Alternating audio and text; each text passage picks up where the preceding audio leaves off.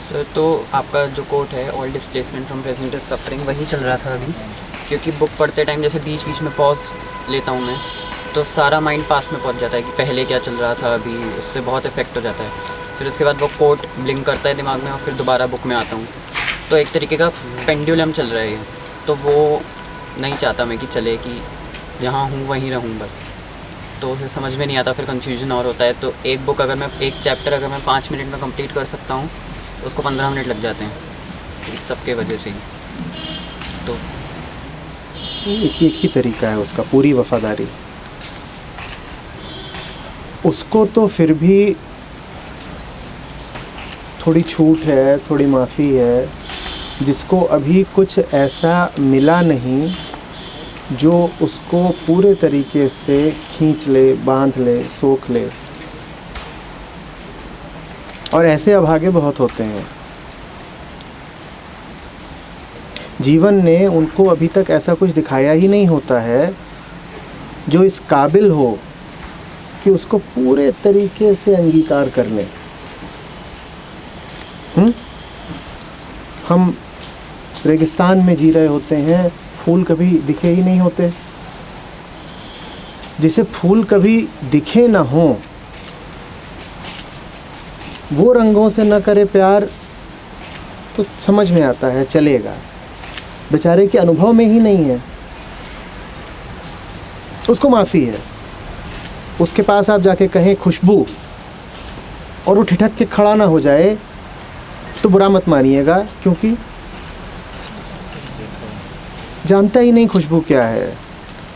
उसके पास आप जाके कहें लाल, गुलाबी, हरा, पीला, और वो खिल ना जाए तो आपत्ति मत करिएगा, क्योंकि समय ने अभी उसको किसी ऐसी जगह पर, किसी ऐसे के सामने खड़ा ही नहीं किया है जो इंद्रधनुषी हो। माफ़ी है। पर उसकी कोई माफ़ी नहीं है जिसके सामने रंग ही रंग हो और फिर भी वो आंखें बंद करे बैठा हो। उसकी कोई माफ़ी नहीं है जो कहीं ऐसी जगह हो जहाँ खुशबुएं तैर रही हों और वो सांस लेने से ही इनकार कर दे या भाग जाए। खुशबू ज़्यादा हो रही है, मुझे भागने दो।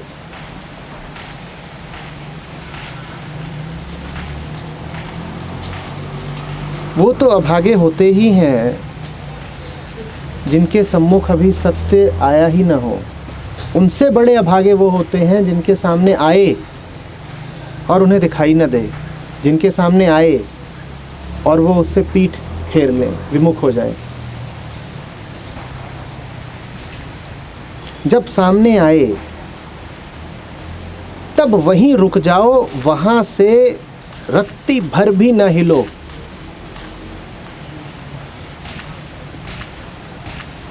जिंदगी भर तो भटकते ही रहे हो ना, यात्राएं ही करते रहे हो। यात्राएं करी किस लिए हैं? यात्राएं करी ही इसीलिए हैं ताकि आखिरकार वहां पहुंच सको जहां ठहरना है। जब मंजिल सामने आके खड़ी हो जाए तब भी तुम यात्रा की आदत और जिद पाले रहो, तो ये बड़ा दुर्भाग्य है। क्योंकि मंजिल पर खड़े होने के बाद भी जो यात्रा की हट करें, अब वो मंजिल की तरफ नहीं, मंजिल से दूर जा रहे हैं। कहते हो कि बहुत अच्छा लगता है पढ़ना, और साथ ही ये भी कहते हो कि पढ़ते पढ़ते इधर उधर चला जाता हूँ। दोनों बातें साथ नहीं चलेंगी। या तो ये कह दो कि अभी जो हाथ में है वो है नहीं जो तुम्हें शांत कर सके, तो ठीक है। हो सकता है कोई दूसरा ग्रंथ हो तुम्हारे लिए, हो सकता है कोई दूसरा आसमान हो तुम्हारे लिए, फिर कोई शिकायत नहीं। पर अगर ये कहते हो कि तुम्हारे हाथ में जो किताब है इसमें सच है, ये छूती है तुम्हारे दिल को। तो फिर अब ये मत कहना कि इस किताब के हाथ में होते हुए भी मन कहीं और को उड़ना चाहता है। अब मन नहीं उड़ना चाहता, मन तो वहीं आना चाहता है। तुम तहकीकात करो अब कि ये कौन है जो उड़ा जा रहा है। मन को तो यहीं आना था।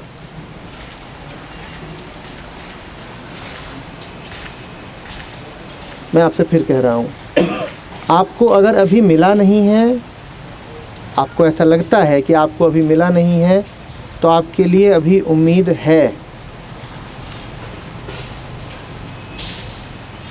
पर अगर आप वहाँ आ गए हैं जहाँ मिलना था और उसके बाद भी आपको नहीं मिल रहा, तो अब कुछ बचता नहीं।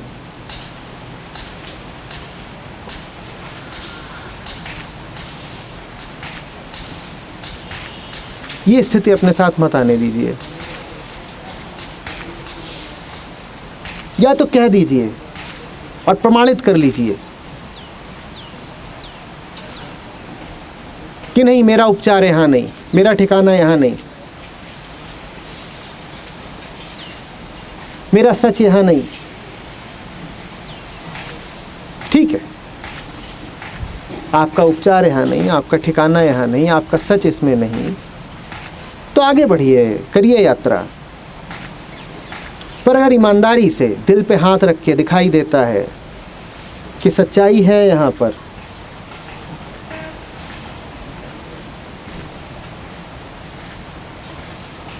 विशुद्धि है यहाँ पर,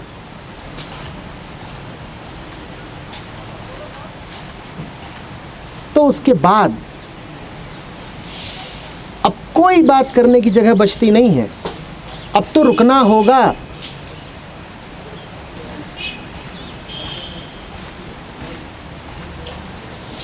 यही अस्तित्व का कायदा है, यही डिसाइपलशिप है।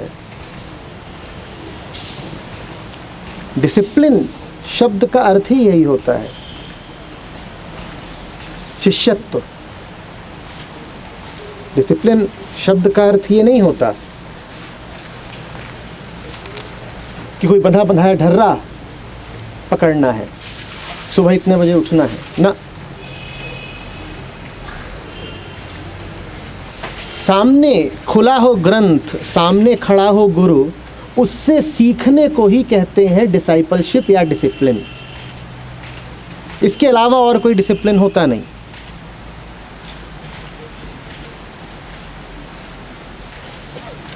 और डिसिप्लिन का वास्तविक अनुवाद अनुशासन से बेहतर है आत्मशासन।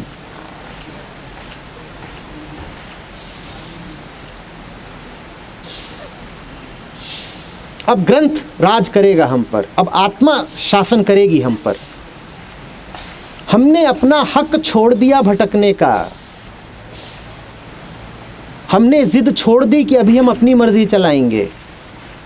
अब तो तेरी मर्जी चलेगी, अपने आप को तेरे हवाले कर दिया। नैया मेरी राम हवाले, लहर लहर हरी। यही है डिसिप्लिन, यही है कायदा। जब राम सामने आ जाए तो उसके बाद खुद नहीं नाव खेते।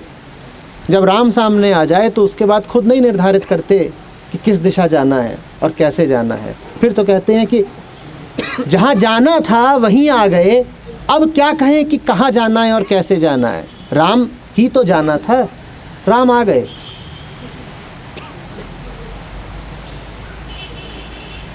यही डिसिप्लिन है।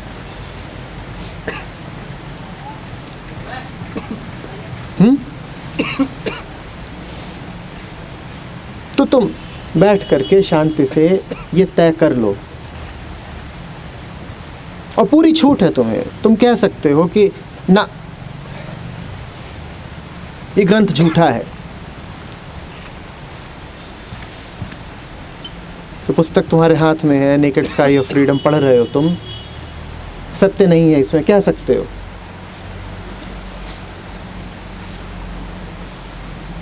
और कह दिया एक बार, तो उसके बाद तुम्हारे ऊपर कोई नियम,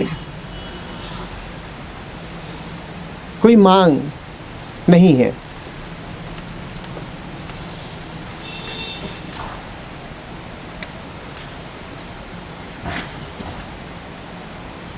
पर अगर ईमानदारी से कहते हो कि यही है, तो फिर झूठी जिंदगी मत जियो।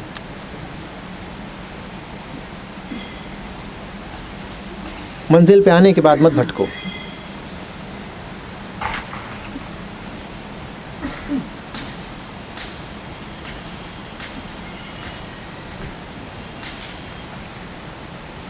मैं उन लोगों के साथ हमेशा हूं जो खोज रहे हैं, क्योंकि खोज रहे हैं, उन्हें लगता है उन्हें अभी मिला नहीं है तो खोज रहे हैं। पर उनके सामने तो मैं भी मजबूर हो जाता हूं, जिन्हें दे दिया जाता है, जिन्हें मिल जाता है और उन्हें पता भी नहीं चलता कि उन्हें मिल गया, या ऐसे अहंकार और ऐसी हठ में होते हैं कि मिले हुए को छोड़ के चल देते हैं। उनके सामने तो मैं भी विवश हो जाता हूँ। अधिक से अधिक दे ही तो सकता हूँ। अंग्रेजी में कहते हैं ना, you can bring the horse to the water but you can not make it drink.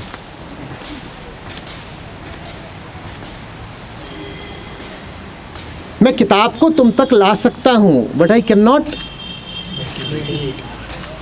I can even make you read, but I cannot अध्ययन, मनन, निधिध्यासन। निधिध्यासन तो तुम्हारा अपना होना है। समाधि तो पूरी तरह तुम्हारी अपनी होनी है।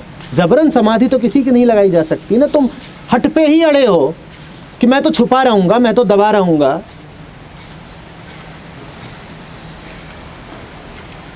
तो कौन तुम्हें विवश कर सकता है?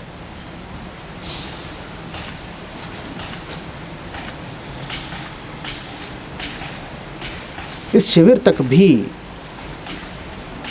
तुम्हें लाया जा सकता है, प्रचार के माध्यम से, फिर वाहन के माध्यम से। तुम यहां होकर भी यहां ना रहो तो फिर तो खुदा भी मजबूर है। तुम जीते, खुदा हारा।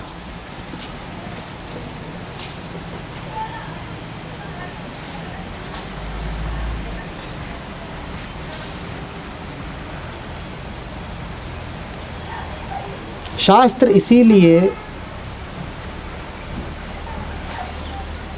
शर्तें निर्धारित करते हैं। वो कहते हैं कि आप ग्रंथ उठाएं उससे पहले कुछ गुण, कुछ योग्यताएं होनी चाहिए आप में।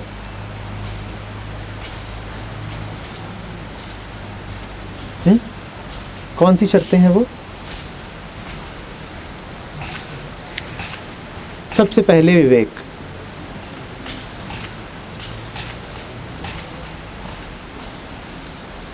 इतनी बुद्धि होनी चाहिए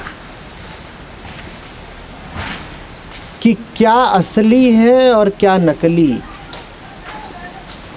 सागर क्या है और लहर का क्षणिक आवेग क्या है, नित्य और अनित्य का भेद क्या है, सागर और लहर का भेद क्या है।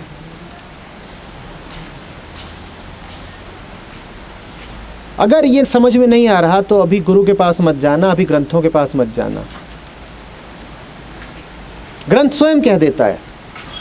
वो आपसे और कोई बात कहे, आपसे पहला ही श्लोक कहे, उससे पहले वो आपके सामने पात्रता का मापदंड रख देता है। दूसरी बात वो कहता है वैराग्य। आप ग्रंथ को छुओ ही मत। अगर अभी तुम्हारा मन दुनिया भर की 70 और चीज़ों में लगा हुआ है, तुम ग्रंथ का भी अपमान कर दोगे। और चलो, ग्रंथ को तो अपमान से क्या अंतर पड़ता है, अपना नुकसान कर लोगे, क्योंकि अब तुम ये दावा और कर लोगे कि मैंने पढ़ा और मुझे कोई फ़ायदा ना हुआ। जो आखिरी दवाई थी तुम उसको अपने लिए भी निष्फल बना दोगे। तुम कहोगे इससे भी फ़ायदा नहीं हुआ, मैंने पढ़ा तो है। और बहुत मिलेंगे ऐसे, उनके पास आप शास्त्र लेके जाइए, ग्रंथ लेके जाइए, चाहे ये पुस्तक लेके जाइए, वो कहेंगे I have been through it. अरे तुम तो आज पढ़ रहे हो लड़के, हम तो कई वर्ष पहले पढ़ चुके हैं, हमें सब पता है। तुम्हें क्या पता है? तुमने इतना ही किया है कि जो रामबाण औषधि थी जो ब्रह्मास्त्र था तुमने उसको अपने लिए भी विफल कर लिया है। दवाइयों में जो दवाई थी तुमने उसको भी जूठा करके चाट के छोड़ दिया है, और अब कहते हो कि औषधि काम नहीं आ रही।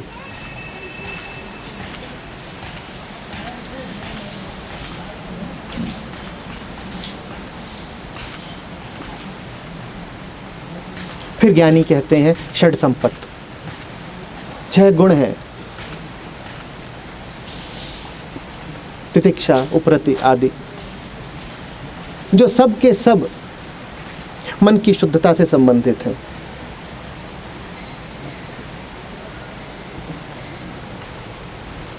और अंततः कहते हैं मुमुक्षा।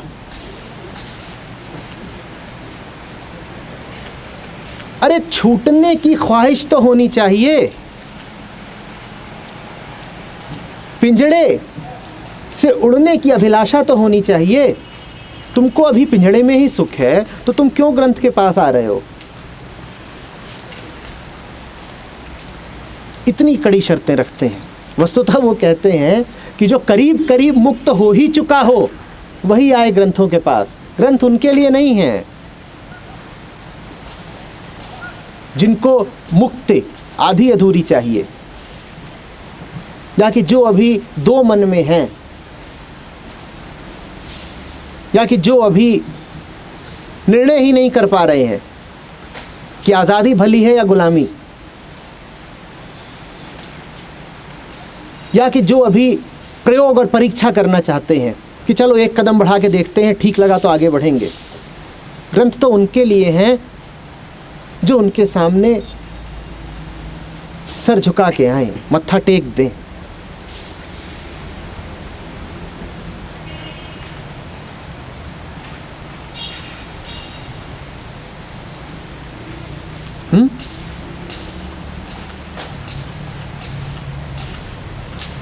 जो किताब सत्य की बात करती हो, जो शब्द मौन से उठता हो, उसके सामने कुछ बन कर कभी मत खड़े हो जाना, उसके सामने अकड़ कर कभी मत खड़े हो जाना, उसके सामने अपनी चलाने का ख्याल भी मत लाना। उसके सामने तो बच्चे की तरह, शिष्य की तरह सीधे होकर के बैठ जाना और अपने इस हक को छोड़ देना कि मैं उठ सकता हूं। उससे कहना अब तू जब उठाएगा तो उठेंगे, अब तेरी आज्ञा। और अगर ये नहीं कर सकते हो तो छूना भी मत शास्त्रों को। फिर तो अभी भटकना तुम्हारी नियति है, भटको। भटक भटक के, चोट खा खा के अपने आप एक दिन आओगे। वो दिन शायद अभी दूर है तुम्हारे लिए।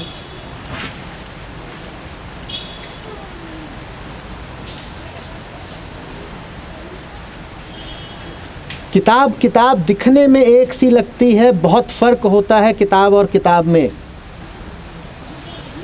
इंसान इंसान दिखने में एक सा लगता है, बहुत फर्क होता है इंसान और इंसान में।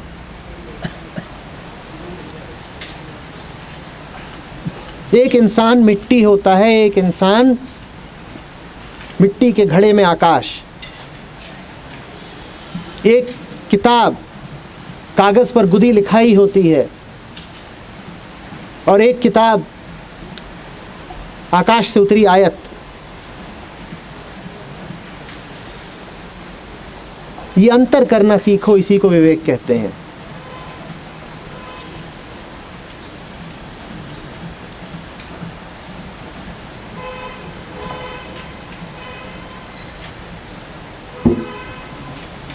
ये अंतर अभी किया नहीं होगा। किताब को वो सम्मान दिया नहीं होगा जिसकी वो अधिकारिणी है। इसीलिए होता है कि किताब सामने आती है तब भी मन अपने विचलन में ही रहता है।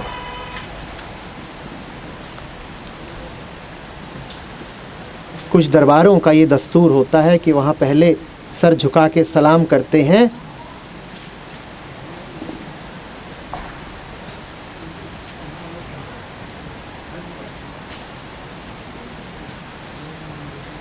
और फिर भीतर जाते हैं। प्रवेश सिर्फ सविनय होता है।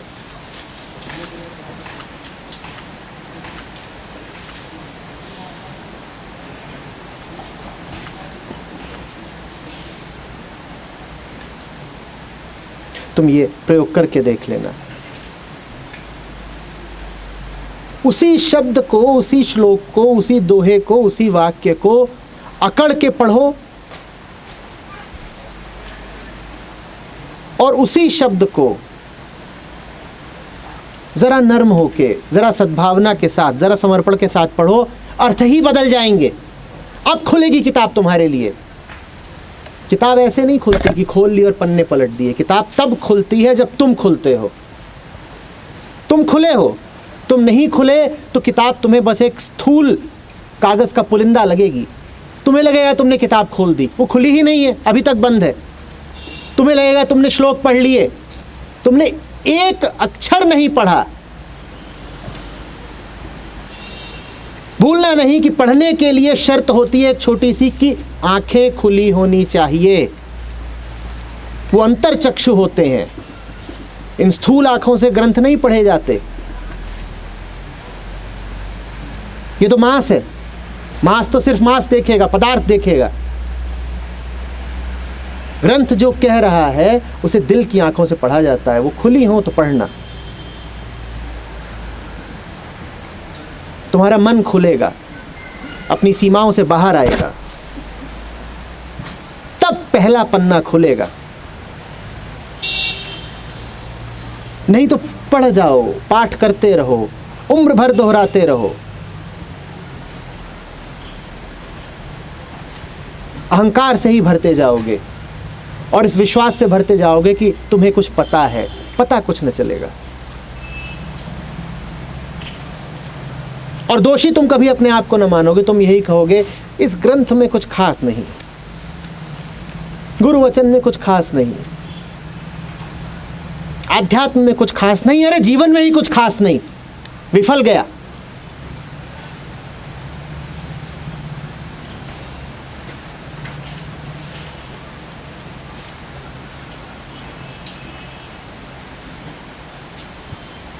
गीताएं 25 हैं और 25 शताब्दियों से हैं, अनादि हैं। कितने कृष्ण दिखाई देते हैं तुम्हें?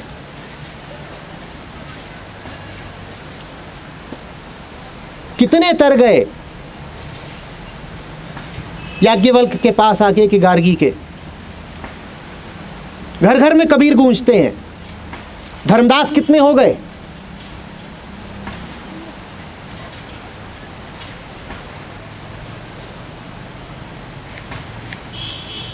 मिट्टी के शरीर पर मिट्टी का शब्द तो बस आघात करता है, चोट ही देता है। हथौड़े ऐसा लगता है हिंसा होता है।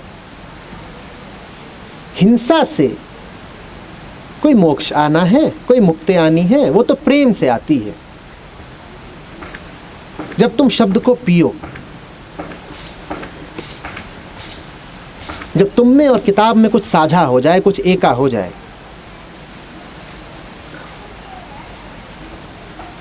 जब किताब को हाथ में नहीं दिल से पकड़ो, और जब प्रेम होता है ना, तो प्रेम जरा जरा सी बातों में परिलक्षित होता है। छोटी छोटी बातें तुम देखना, प्रेमियों की चाल ढाल बदल जाती है, आंखें बदल जाती हैं, सांसें बदल जाती हैं, धड़कन बदल जाती है। जब ग्रंथ से भी प्रेम होता है ना, तो ग्रंथ को छूने का तरीका,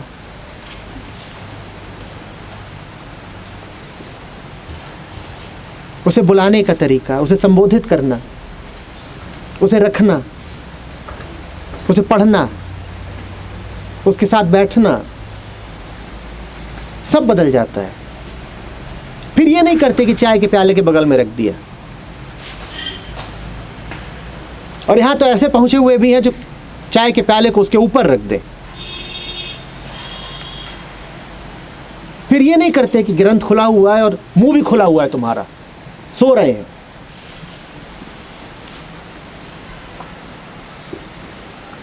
ग्रंथ के साथ वैसे नहीं बैठते जैसे सिनेमा हॉल में बैठते हो कि पीठ टिका के आराम से। अरे सारा खेल होश और जागृति का है। तुम ग्रंथ तक सोते सोते पहुंच जाओगे।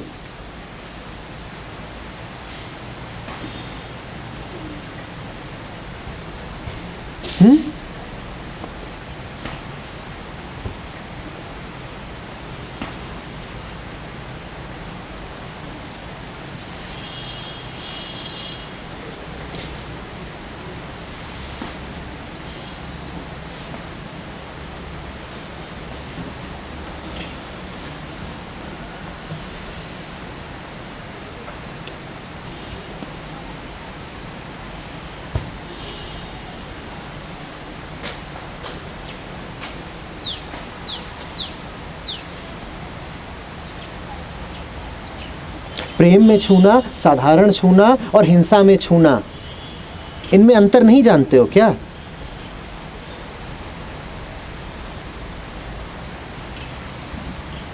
अगर जानते हो तो फिर ये भी जानो कि ये गीता को स्पर्श कैसे किया जाता है, कि एक अष्टावक्र से नज़र कैसे मिलाई जाती है।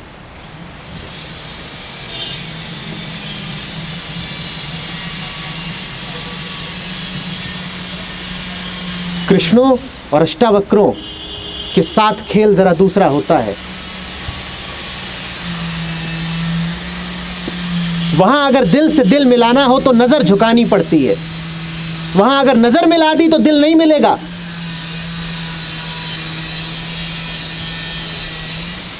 दुनियावी प्रेम में तो तुम ये जानते हो ना कि प्रेमी से आंखें चार करो, नजरें मिलाओ।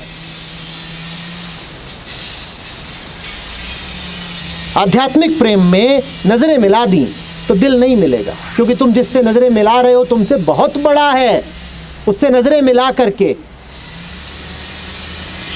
तुमने अपनी दृष्टि में उसका बड़प्पन छीन लिया, और जब तुमने उसका बड़प्पन ही छीन लिया तो वो तुम्हें क्या दे सकता है? वही तो था उसके पास तुम्हें देने को, तुमने उसे ही नष्ट कर दिया।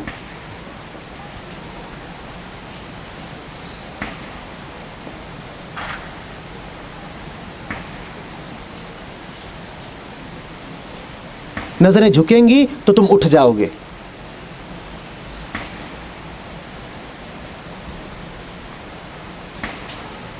और नजरें उठ ही रही तो तुम छोटे के छोटे रह जाओगे।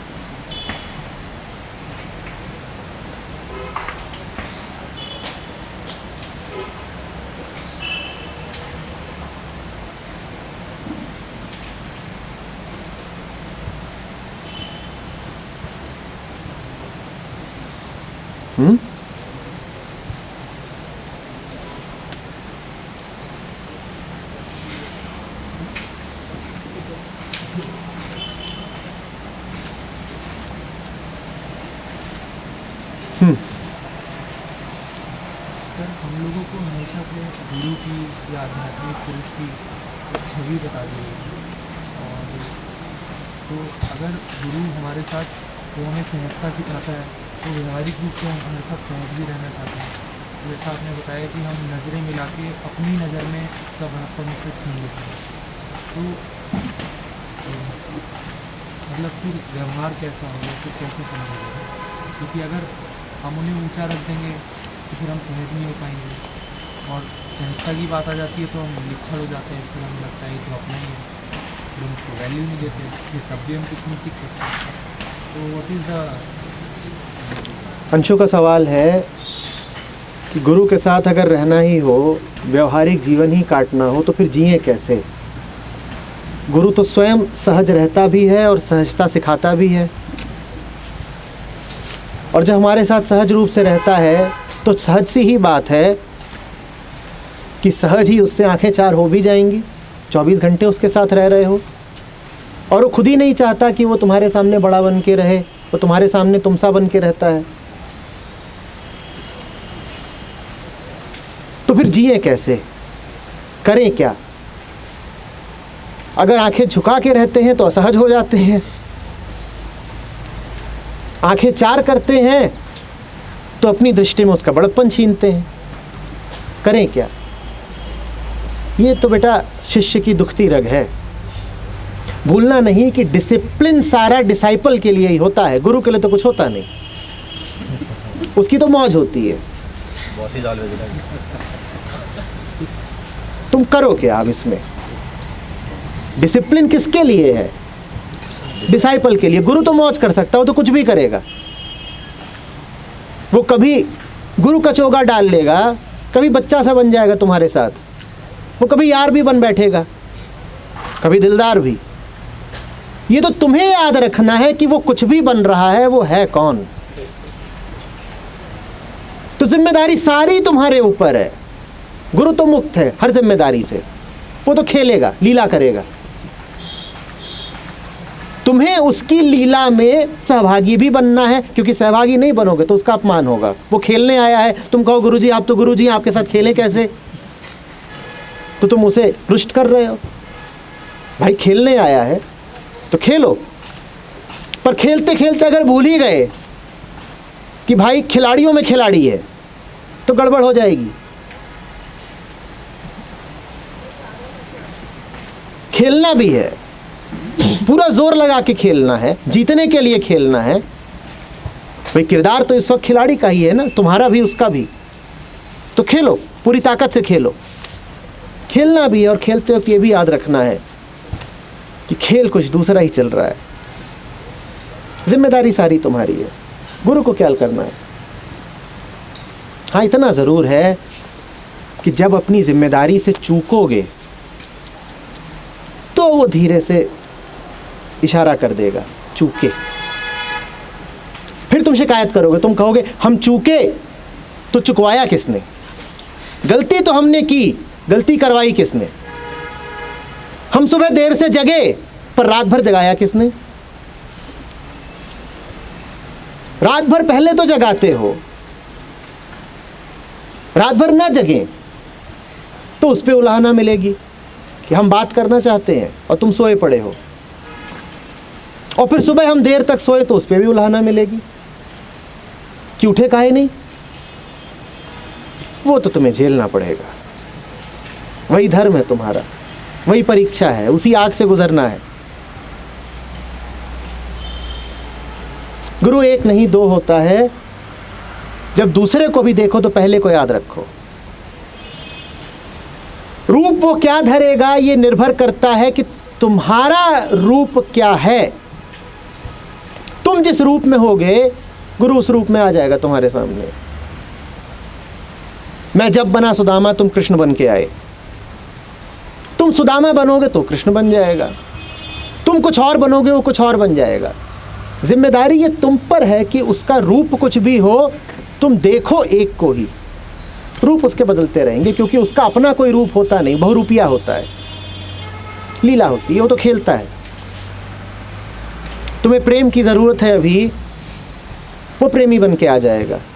तुम्हें दंड की ज़रूरत है अभी, वो डंडा बन के आ जाएगा। तो उसका अपना कोई एक व्यक्तिगत रूप नहीं होता। जिम्मेदारी तुम पर है कि तुम रूपों के पीछे के अरूप को भी देख पाओ।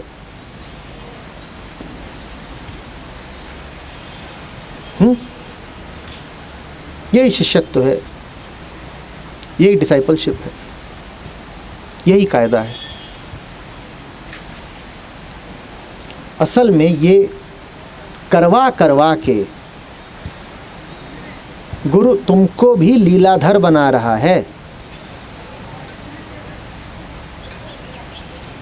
एक तरफ तो ये सत्य है कि आत्मा लीला करती है।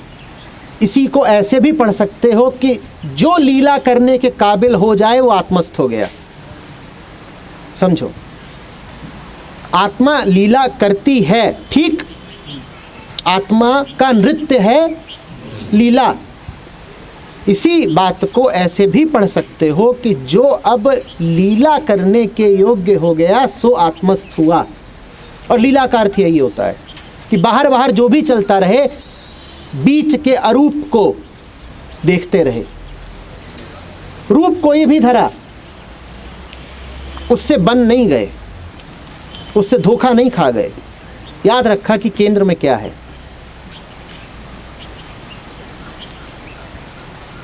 जो तुम्हारे सामने बार बार लीला करके तुम्हें परेशान कर रहा है, वो कह रहा है कि इस परेशानी से मुक्ति चाहते हो तो एक ही रास्ता है, लीला को समझ जाओ।